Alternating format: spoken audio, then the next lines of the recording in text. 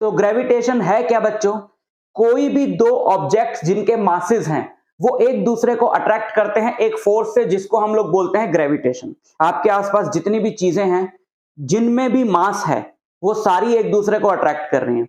आपके रूम में जो टेबल पड़ा है, जो फ्रिज पड़ा है, जो बेड पड़ा है, आप खुद, आपका पेन, आपकी नोटबुक, ये सब एक दूसरे को अट्रैक्ट कर रहे हैं बिकॉज इन सब में मास है।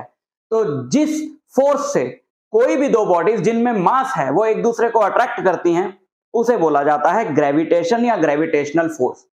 अगर आप यहां बैठे हैं और दूर किसी दूसरी गैलेक्सी के किसी दूसरे प्लैनेट पर एक एलियन बैठा है तो आपके और उस एलियन के बीच में भी ये अट्रैक्टिव फोर्स है। तो पूरे यूनिवर्स की कोई भी दो बॉडीज इस फोर्स से एक दूसरे को अट्रैक्ट करती हैं। So gravitation is the force of attraction between objects with masses।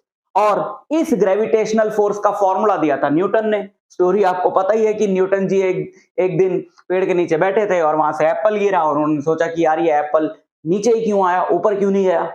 देखो साइंटिस्ट लोग ऐसे सोचते हैं, हमारे जैसा बंदा बैठा होता तो कहता है कि यार ऑब्वियसली नीचे ही तो आएगा, ऊपर क्यों जाएगा, और हम उसके आगे सोचते ही ना। पर इन्होंने सोचा कि ये नीचे क्यों आया और वहां से इन्होंने अपनी न्यूटन्स लॉ ऑफ ग्रेविटेशन की शुरुआत करी। तो चलो सीखते हैं कि दो बॉडीज के बीच की जो ग्रेविटेशनल फोर्स है उसको निकालने का फॉर्मूला क्या होगा। That is called Newton's law of gravitation.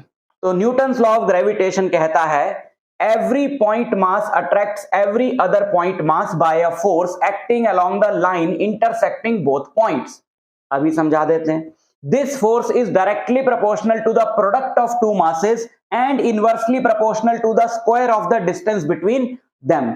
क्या कहा जा रहा है यहाँ पे हमारे पास दो मासेस हैं, ये एक बॉडी है, ये एक बॉडी है, और ये दोनों काफी छोटी बॉडीज हैं जिनको हम लोग पॉइंट साइज्ड मान सकते हैं। मान लो इस वाली बॉडी का मास है m1, मान लो इस वाली बॉडी का मास है m2, और इन दोनों के सेंटर्स के बीच का जो डिस्टेंस है, इसके सेंटर से लेकर इसके सेंटर तक का डिस्टेंस जो है वो r है। अब अगर ये पॉइंट ऑब्जेक्ट्स हैं तो ऑब्वियसली पॉइंट खुद ही अपना सेंटर होता है। पॉइंट इतना छोटा है कि वो एक डॉट के बराबर है, तो क्या सेंटर है ना। तो मान लो ये एक बहुत छोटी सी बॉडी है, तो ये बॉडी आप मान लो कि यहीं पर कॉन्सेंट्रेटेड है, यहां पर ये बॉडी, ठीक है ना। तो इस बॉडी से लेकर इस बॉडी तक का डिस्टेंस, और अगर ये बॉडी थोड़े से बड़ी स्फेरिकल बॉडीज हो तो सेंटर से लेकर सेंटर तक का डिस्टेंस जो है वो r है। तो न्यूटन्स लॉ ऑफ ग्रेविटेशन ये कहता है कि इन दोनों के बीच में जो ग्रेविटेशनल फोर्स होगी या ग्रेविटेशन होगा वो इनके मासेस के प्रोडक्ट के डायरेक्टली प्रोपोर्शनल है। मतलब इनके मासेस जितने ज्यादा होंगे, प्रोडक्ट ऑब्वियसली उतना ज्यादा होगा, तो इनके मासेस जितने ज्यादा होंगे इनके बीच में ग्रेविटेशनल फोर्स ऑफ अट्रैक्शन भी उतनी ज्यादा होगी। नंबर 2, ये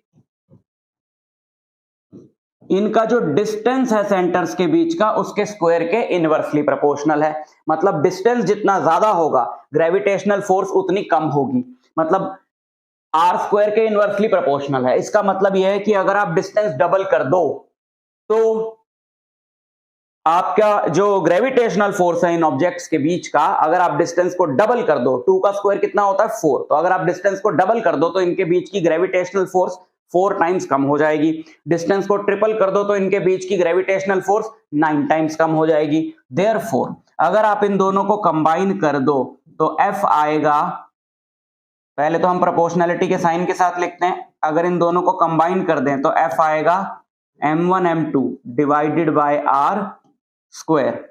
और आप जानते हो कि जब प्रोपोर्शनैलिटी का साइन हटता है तो एक कांस्टेंट लगता है, यहां पे वो कांस्टेंट है कैपिटल G से हम जिसको डिनोट करते हैं, इसको कहा जाता है यूनिवर्सल ग्रेविटेशनल कांस्टेंट। और ग्रेविटेशनल फोर्स का फॉर्मूला ये आ गया जो आपके सामने लिखा हुआ है, बहुत ही ज्यादा important, G into m1 m2 by r square.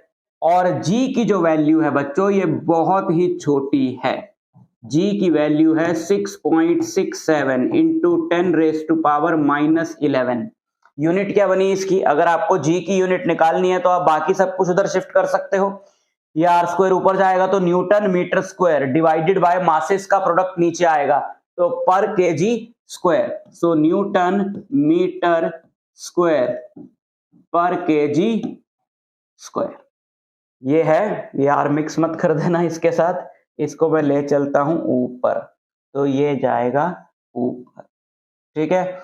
6.67 into 10⁻⁻11 Newton metre square per kg square. तो ये वैल्यू इतनी ज्यादा छोटी है, 10⁻⁻11 समझते हो ना, कि मैं यहाँ पे लिखूं 0.00000011 जीरो लगा दूं, है ना, तो इतनी छोटी ये वैल्यू है। इसीलिए तो क्या होता है कि जितने भी ऑब्जेक्ट्स हैं आपके आसपास, उनके मासेस हैं कम, वो एक दूसरे को अट्रैक्ट तो कर रहे हैं लेकिन एक दूसरे की तरफ जाते हुए दिखाई नहीं दे रहे, बिकॉज उनके बीच की जो फोर्स ऑफ अट्रैक्शन है वो बहुत ज्यादा वीक है। समझ रहे हो? आप देखो कि ये फोर्स की कुछ सिग्निफिकेंट वैल्यू आए, उसके लिए जरूरी है M1 और M2 का जो प्रोडक्ट है वो इतना ज्यादा हो कि 10⁻⁻11 वाले फैक्टर को कैंसिल कर सके। उसके लिए M1 M2 का प्रोडक्ट कम से कम 10⁻13 14 15 कुछ तो होना चाहिए, ताकि हमारे पास कुछ 1000-2000 न्यूटन की फोर्स तो बचे। बट इतना ज्यादा मास आपको अर्थ पे तो किसी ऑब्जेक्ट का मिलेगा नहीं, इसलिए जो ग्रेविटेशनल फोर्स है वो है तो सारे ऑब्जेक्ट्स के बीच में, लेकिन ये सिग्निफिकेंट तभी होती है जब दोनों बॉडीज का मास बहुत ज्यादा हो या एक बॉडी का मास बहुत ज्यादा हो। फॉर एग्जांपल, ये सारे ऑब्जेक्ट्स आपस में एक दूसरे को अट्रैक्ट करते हुए तो नहीं दिखते हैं, लेकिन सारे अर्थ की तरफ अट्रैक्ट होते हुए तो दिखते हैं, बिकॉज अर्थ का अकेले ही मास इतना ज्यादा है कि दूसरी बॉडी का चाहे मास कम भी हो, ऑब्जेक्ट अर्थ की तरफ अट्रैक्ट हो जाता है। अर्थ का मास है 6 इंटू 10⁻24 kg, तो ये इतना बड़ा फैक्टर है कि ये इसको कैंसिल कर सकता है, इसलिए अर्थ की तरफ जाते हुए आपको ऑब्जेक्ट्स दिखते हैं। जो सन है उसके अराउंड प्लैनेट्स घूमते हुए दिखते हैं, उसके पीछे भी ग्रेविटेशनल फोर्स रिस्पॉन्सिबल है, लेकिन सन का मास इतना ज्यादा है, प्लैनेट्स का मास इतना ज्यादा है, तो सन और प्लैनेट्स के बीच में ग्रेविटेशनल फोर्स बहुत ज्यादा है। पूरा यूनिवर्स का जो स्ट्रक्चर बना हुआ है, गैलेक्सी, स्टार, सोलर सिस्टम्स, ये सब ग्रेविटेशनल फोर्स की वजह से ही पॉसिबल है। ठीक, समझ आ गई सारी बात?